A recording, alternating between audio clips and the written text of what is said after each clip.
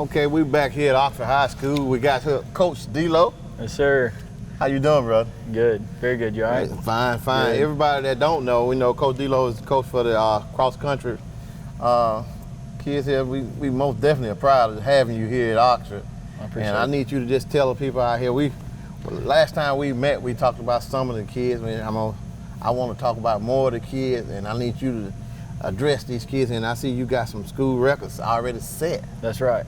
That's right. So 2 weeks ago, we ran at our state cross country course at Jesse Owens. I mentioned that we had that one coming up, and Katie Kerr ended up finishing 7th in that race, and she set a school record of 18 minutes and 51 seconds in the 5K.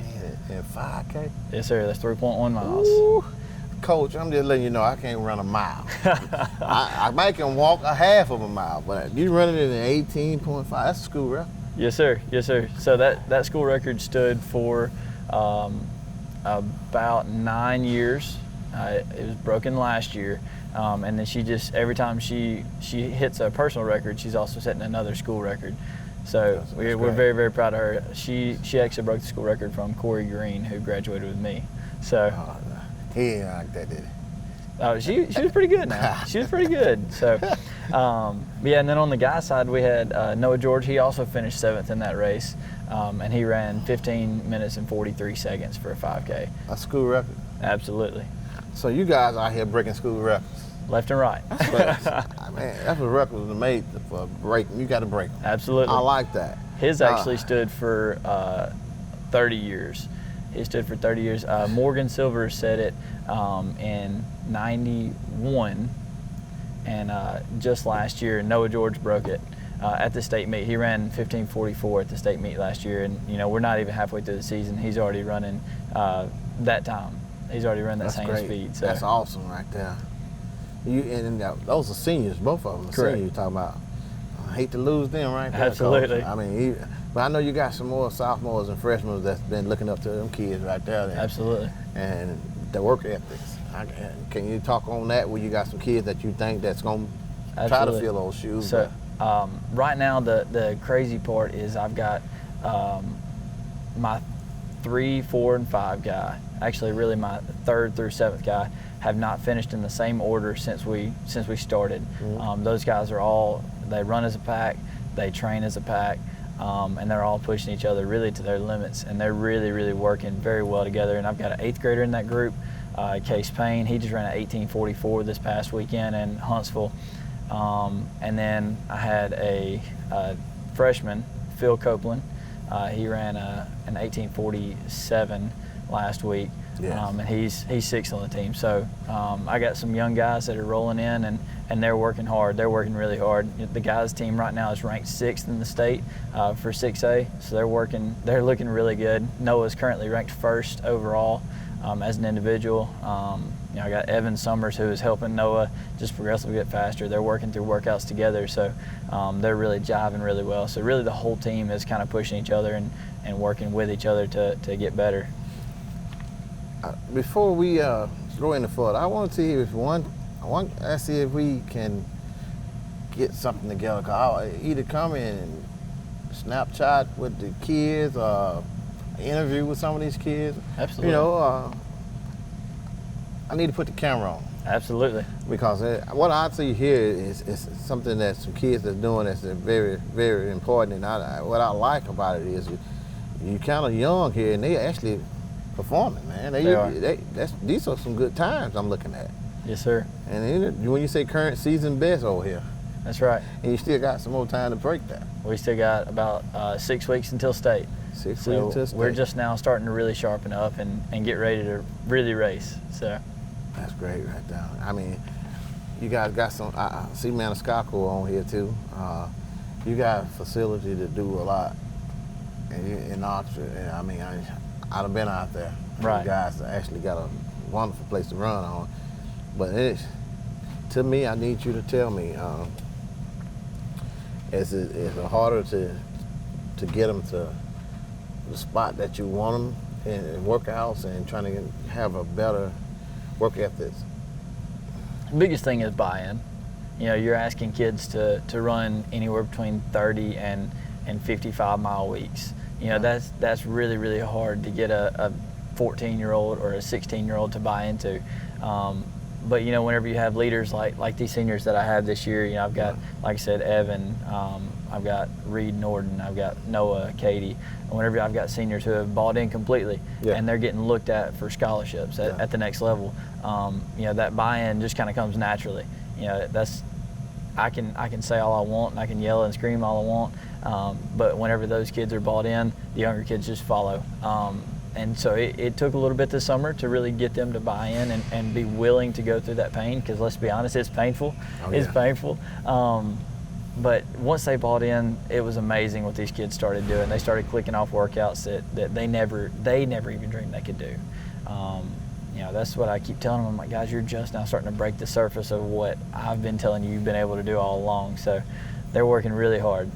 Well, let me say that. A few minutes ago, me and you and Coach Davis, the athletic director, was talking, and you said, hey, man, he's trying to work me to death and kill me. You know, and I just want to share this with you. You know, he used to be my coach. He coached me in basketball. Okay. And we was down, we wasn't practicing. It was varsity now. We wasn't practicing up here. We was down at the middle school practicing one day. And some team had beat us and hadn't been beating us. He was running us, you know, doing dead mans. And I was in pretty good shape. When you come from football, you come straight to basketball, so I was in shape. So he actually ran the team. We running dead man. And I'm thinking that he gonna blow that whistle and it's gonna be over with. He didn't blow that whistle. He ran us. I mean, he ran us and ran us. And it got to the point when I had looked over there to my team, and all of them look at me as I always want to be one of the leaders on the team. And I looked at him. I said, hey, if he don't blow that whistle, I'm out that door. I'm finna leave. It just so happened God let him blow the whistle, man. He done ran us to death. I was about to quit. I ain't never quit a sport in my life. But he ran us so hard that day. But we got the message, you know, because you don't drag around and you put out. That's right. And he was always on us like that. And we had a good team. Absolutely. But just like you said, you know, hard work pays out. I want to make sure you get the kids together, and we most definitely want to try to get the camera in front of the kids so we can we got to showcase them. Absolutely. Thank you for coming out. Thank you. I appreciate you. All right. All right. Coach McKinney. Hey, it's good to see you. It's good to see you. Oh, it's been a fast 2 weeks since the last time me and you talked. It has been. But a lot has happened since then. And yes, sir. Volleyball, I listen, we've been putting the camera out there, and I think I done became probably the best volleyball fan in Oxford. It's fun to watch. It is fun to watch, and I'm learning. Yes, sir. And I know I just thought you just hit the ball on the net, but it's a lot. No. It's a lot of work. Call plays, do different things. You got a strategy on different zones to serve to, trying to find the weakest passer on your opponent's team. And if you got, someone that's not covering a defensive position, you try to hit the same spot. It's kind of like in football. If they're not covering your wide receivers, you're going to throw a pass. So same thing in volleyball. We're going to hit down the line, or we're going to hit cross court if there's an opening there. So that's called coaching, Yes, sir.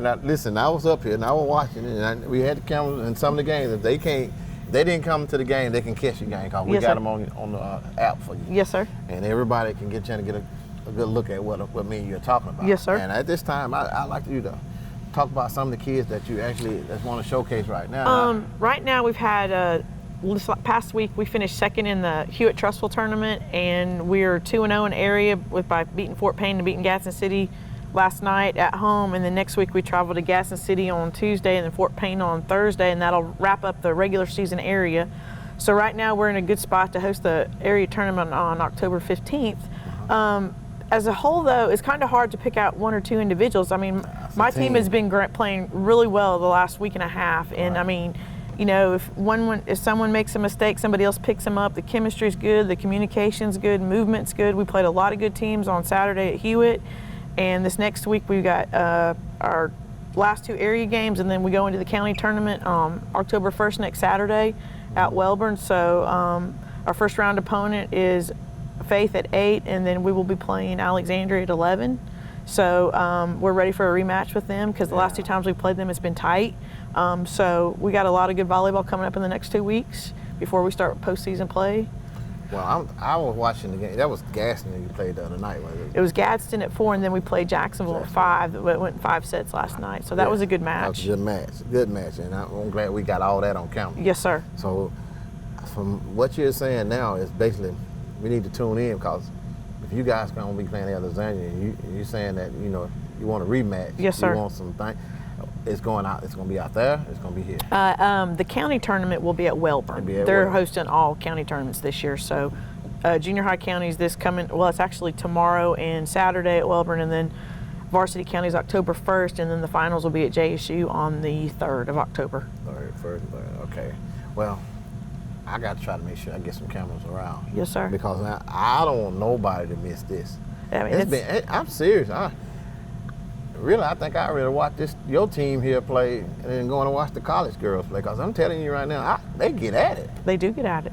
It's a game of momentum, and it comes to a point where who makes the least amount of mistakes is going to come out on top. So, but it's a lot of fun. We have we have 3 varsity kids that play flag football. So after they got done playing 2 matches last night, they went out to the flag football and watched them. And I drove out there last night, and we're on the field it's probably 9:45. So some of those kids have been playing an athletic event for 6 hours on a Can't be my phone ringing during we doing the interview. on a school night. So I mean, these kids, they put in a lot of time for practice in the athletic end, but more importantly, they put in a lot of time on the academic end. So some of those kids, I mean, they come to school at 7, and it was after 10 o'clock last night before they got done playing an event. So, hats off to the kids that are involved in more than one sport, especially in the same season. So I mean, right. You got to work with other coaches on that. But I mean, they played well last night. Flag football did. I'm glad they won both theirs and their area champs. So I can't wait till I get him over here to talk to him about it. Yeah, he's going to talk about that. Oh yeah, he's going to talk about that. Yeah. I think their last game started around about 7:30, 8 o'clock, 8:30. It was at about 8:30 last night when I got out there. So yeah. Man, I'm telling you, just to hear you say you got some kids that's actually playing both sports. And yes, sir. That's wonderful. Well, you've got cheerleaders, you've got volleyball players, you got basketball players, you got track players, you got softball players. I mean, we have a lot of multi-sport athletes, 7 through 12 here at Oxford, and that's what we encourage. So great. It just makes you a better athlete if you play more than one sport. That's great. And I mean, we got a chance to host. Well, we got a chance to talk to some of the coaches last year over in the state championship in Birmingham, and the girls that won the state football. The coach came over, and me and Tyree got a chance to talk with her. Taylor Burt, from Hewitt, yeah. Yes, and she's a good one too. She is. And she had a couple kids that actually played more than one sport. Absolutely. And she said that's the key. That's the key. Well, I think it helps too when you've got coaches that have the camaraderie that we have here, that one coach more than one sport or are very supportive of other people's sports. It makes it makes a big difference when the kids see you at their sporting events, especially if they're not in season but they play for you. It's a big deal. Right. And listen, I actually played harder when I knew I had a coach over that had my back. Absolutely. And that always plays a big deal. It does. I mean, here we are at Oxford. We support each other, so that's the only way to be. Family. Family. Big O. I can't say it. They always want to get on me because I'm telling you, that's my heart. I'm most definitely all black and gold. Absolutely. But that's okay, and that's where it's supposed to be. Coach, thank you. Thank you. I appreciate you doing this with them. We're going to come back in 2 weeks and do it again. All right. Thank you very much. Okay, we're back here at the Oxford Coaching Show here with Coach Brooks. And we got the Lady Jackets football team, Coach. And look, it's kind of hard to say that when I already know, and a lot of people don't know the logic behind it. If you got a good coach and he coach up the kids, they gonna say, "Hey, Brooke gonna coach them like they play baseball." Yeah, he go coach them like they play baseball. Yeah. So my daughter, that's the first thing she said, that I guess she saw the passion that I put out with those boys. Yeah. When she was in 5th, 6th, and 7th grade and came in the dugout or came in the classroom, and she saw me talking to them, and she really appreciated that side of Daddy, like coaching them just as hard, you know. So, and nobody knows this, but in the year 2000, I was the girls' varsity basketball coach at Walter Wellman High School, and I learned. You started practicing about October, but I learned about Thanksgiving. You know, you got that little break that you treat them just like you treat the boys on the court, and then when they get off the court, treat them like ladies. Yeah. So I was just treating, I was treating them different, but I learned that real quick, and I had to change the way that I was coaching basketball, and I just carried that concept over to flag football too, and that they want to be coached hard, and they want to have fun. They want to win, and so you can coach kids hard and have fun at the same time. And I think this month they do a really good job of that. Well, by watching you last year when you just got it kicked off, Yes, sir. and one thing about it, I seen that it was a drive for it, and all the girls like, hey man, I'm gonna start going out for that. That's and right. That's picking up. You got some new people out there. That's right. And they all are playing a major part. You want to talk about that? Yeah. And talk about the game last night. So we played our second series of area last night. So the first series was at Albertville, and we always play, a three-way rotation.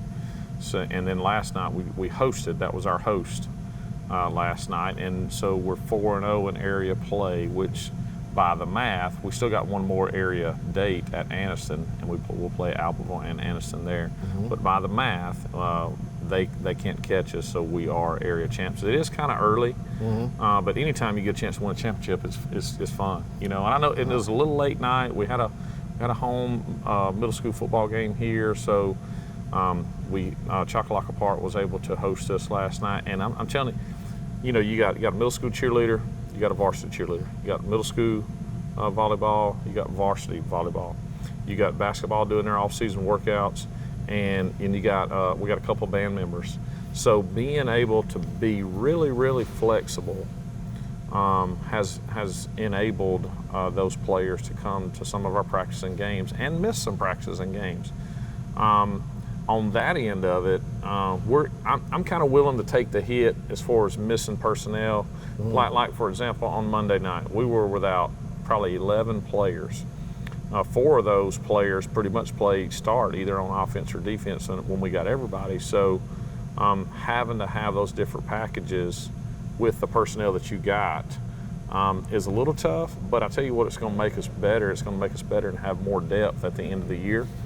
When the fall sports seasons start to wind down and the winter sports start to pick up, that's about the championship play, the playoffs and stuff. So we ran into that last year, and I don't think the state really had an idea until about October of what they wanted to do with the playoffs. And then they decided to have a regional tournament in quarters, semis, and finals, and I think it ended up being really good. Alan Gilbert, which is the directors of the officials for flag football, he was there last night. I think our crew that does our home games is one of the better crews around.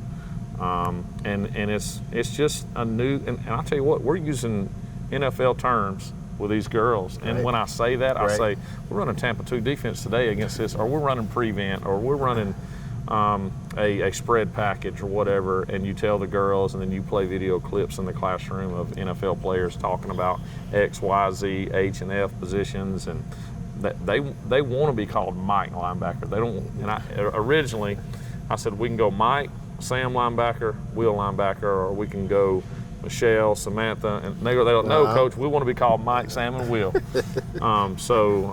Those little, and the concepts like keeping containment and a reverse. The very first game we played against Moody last year, they beat us, and they ran 3 reverses. Well, that's something we had never went over at practice. So I'm yelling out reverse, and they come to the sideline like, Coach, what's reverse? So but that's the fun part about it. And here's one thing I'll tell you about the female athletes at Oxford High School. Not one time have I had to get on to them about their hustle. Their effort and their hustle and their energy and enthusiasm has been there from day one. And when you're trying to coach them something, you would rather them have that and coach them on the run as opposed to have them have the skill and have the coach the hustle, Yeah. So the intangibles are there, and it's been really exciting, really fun, and obviously when you do win, it's fun. But we lost the first game against Vestavia on Monday night, and that was a growing moment. We had a team huddle, and I was like, we don't really get off the scoreboard. It's how you play each play, and we have wins and learns. So what did we do? Even though the scoreboard said we lost the game, but let's turn that L into a learn instead of a loss, and let's grow and get better the next day. So it's fun. It really is fun. Let me ask you this, and I already know the answer to it, but I just need to ask you. how it feel to be coaching your daughter? Oh my goodness. So in 2011, my girl started growing up and being involved in multiple things. And I was coaching with John Gross. Coach Niblett, I came here with Coach Niblett, and then John Gross took over in about the year 2008. So I was coaching varsity football, and I was missing a lot of the girls' events that they were in, whether it's tap, dance, ballet, cheer. And I asked Coach Gross to get bumped down to middle school or freshman football, and that way I won't have to spend every day, because at the time it was football, and then as soon as football was over, you had a son playing, we'd have baseball tryouts. That's right. And from baseball, we'd have a deep playoff run in May, then spring training football. 1 week off, summer workouts, football, and so it was a lot. So I was like, well, maybe I can have a little bit of a lighter role. And so he gave me 1 year. He said, I won't keep you on varsity, but you kind of, you can take off whenever you want to. And I thought that was a good idea, but I didn't, just the coaching, you don't take off, you don't. So the next year, I think Coach Davidson and the principal at the time and Coach Gross kind of developed a director of football operations title. And I remember talking with them when that happened. I said, you know what? When my daughters get up to be a varsity cheerleader, I might want to go back to coaching football. Well, a perfect storm. My daughter's a junior last year, cheerleader. I had we went through 2 or 3 head football coaches, and when they get hired, hey, you want to coach again? And I'd kind of tell them my situation, and what an opportunity to not only coach football again, but be able to coach your own daughter. So there's a backstory to this. My wife played flag football intramurals at JSU, and she was named Female Athlete of the Year. So when they announced that in May of 2021 or 2020, maybe 2021, they announced it in May, she immediately called me and she's like, hey, you need to coach the girl. You need to coach. That'll be your only chance to coach the girls, And then Skylar being a 7th grader this year and Sawyer being a senior, being able to play on the same team.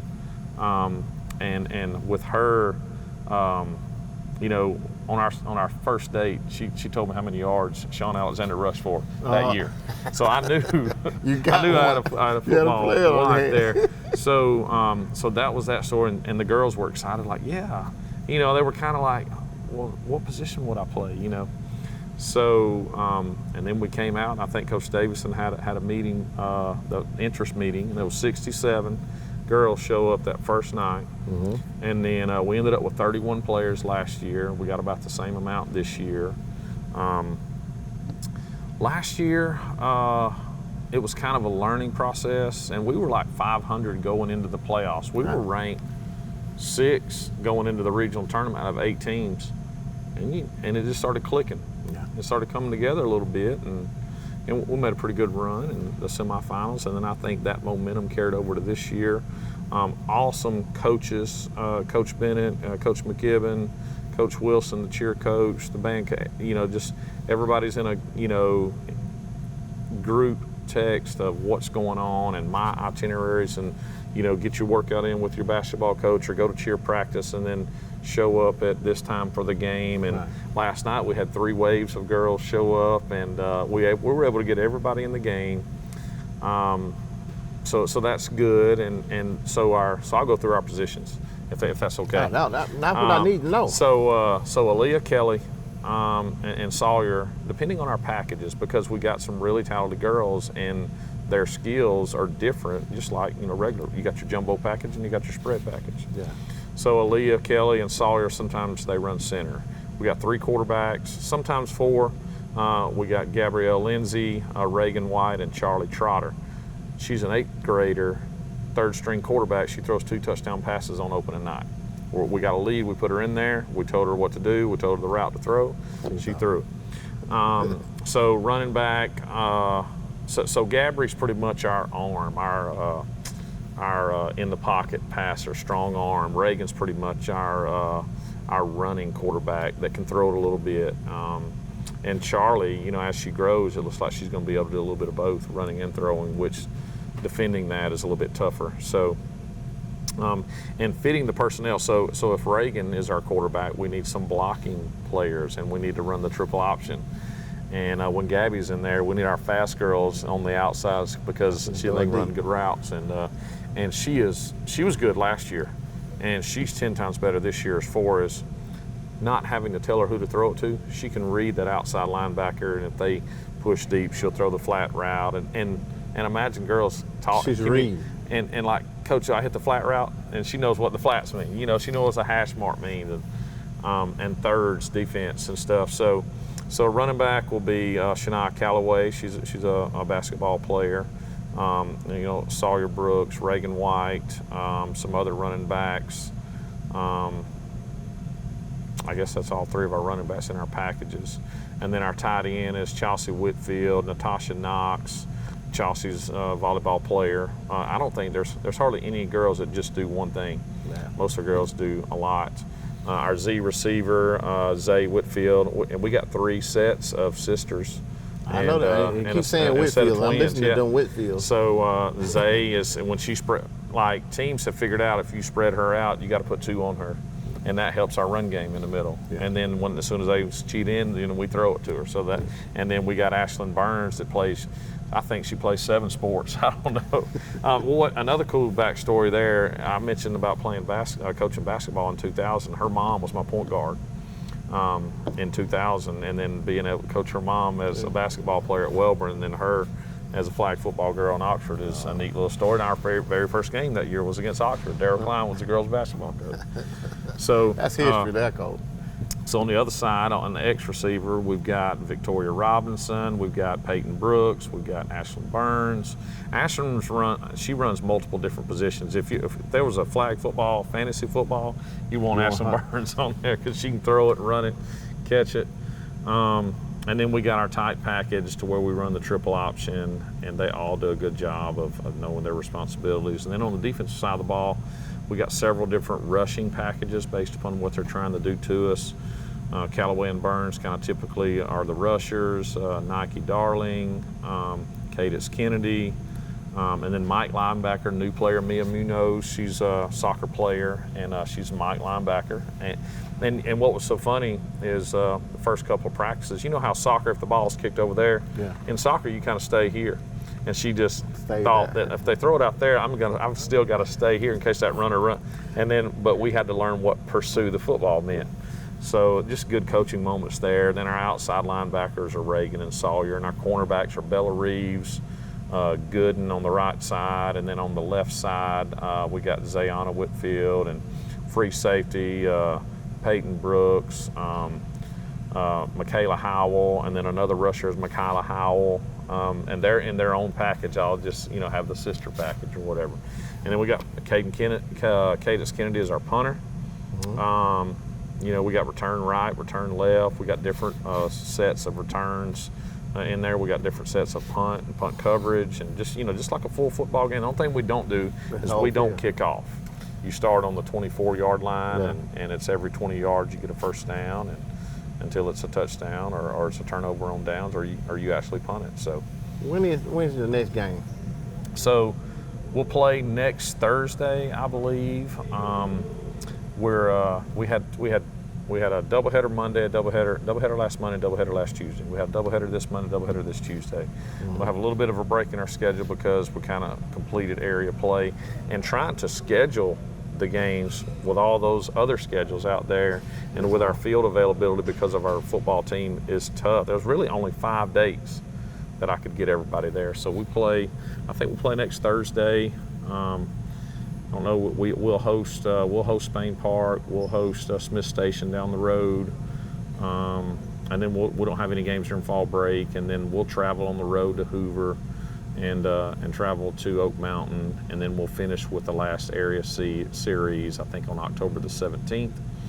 And then we'll have a qualifying tournament, which is the top 2 teams in your area. We will host that because we are area champions, so it'll be a chance for people to come out and see, and that's going to be the beginning of the regular football playoffs too. Right. So you'll get a window of about 7 days to decide when you'll play that qualifying tournament.